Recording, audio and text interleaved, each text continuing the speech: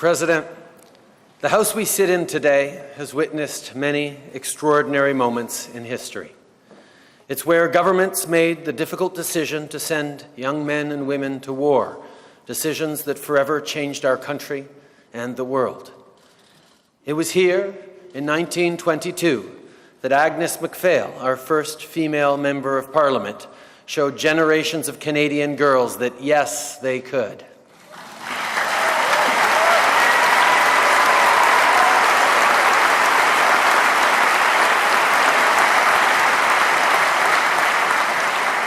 And now, finally, this House gets to see a bromance up close.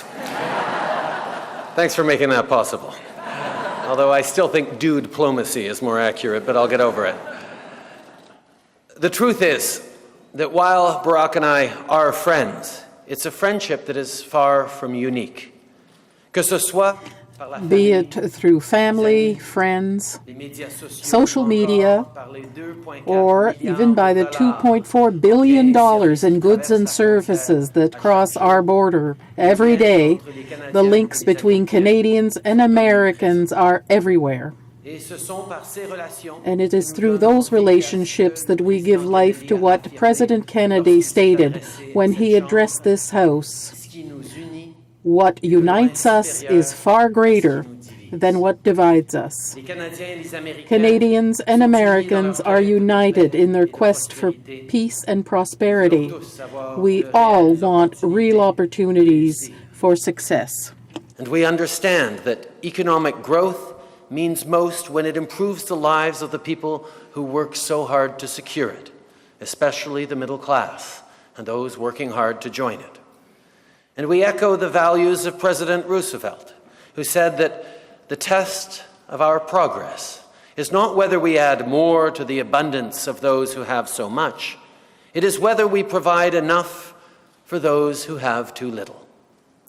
Canadians and Americans are also united in our desire to leave to our children and grandchildren a better world, a safer, cleaner world than the one we inherited from our parents. That's an ambitious goal, but not one beyond our reach.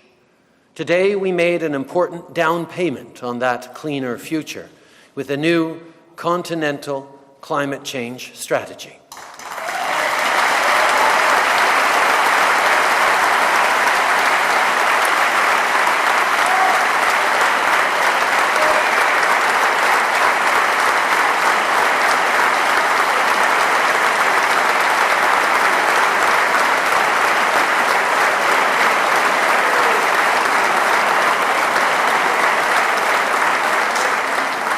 And finally, and at this moment, critically, Canadians and Americans are united in our understanding that diversity is a source of strength, not weakness. Generation after generation, our countries have welcomed newcomers seeking liberty and the promise of a better life. And generation after generation, our identities and our economies have been enriched by these new perspectives, not threatened by them. The North American idea that diversity is strength is our great gift to the world. No matter where you are from, or the faith you profess, nor the color of your skin, nor whom you love, you belong here. This is home.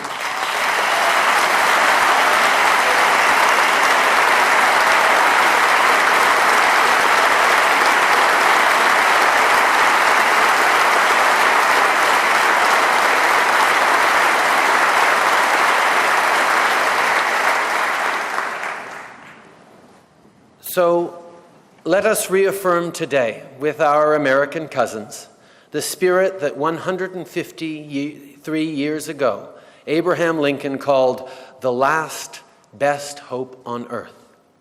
Openness, diversity, inclusion, responsible self-government, freedom for all people. These ideas are as important today as they have ever been, and we will promote them together. On all these things, on economic opportunity, on the environment, on building a more inclusive and diverse society, Canadians and Americans agree. When people say that the President and I share a special relationship, there's something that they often don't realize. We are not inspired by each other, but by the people whom we have the privilege of serving. From the mother who does overtime in order to pay her rent, and buy new clothing for her daughter, and save a little money to help her parents. From the retiree who gives his time to teach children the importance of protecting wetlands. Communities that come together after a natural disaster or who walk side by side, hand in hand, to affirm the right to love one another. These are stories I will think of when I consider President Obama's time in office. History books will record the signature policies. What I will remember, what I hope we all will remember, are the lessons you taught us, not by executive order, but by example. That we are accountable.